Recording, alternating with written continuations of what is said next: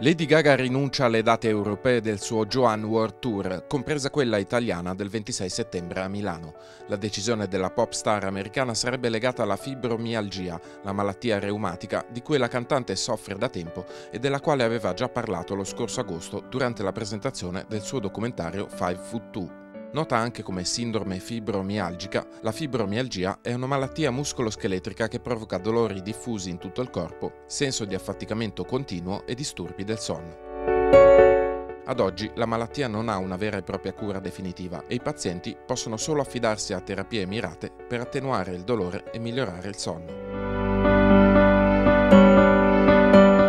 Lady Gaga è devastata dal fatto che dovrà aspettare per esibirsi davanti ai suoi fan europei, scrive intanto lo staff della cantante, annunciando nuove date per l'inizio del 2018.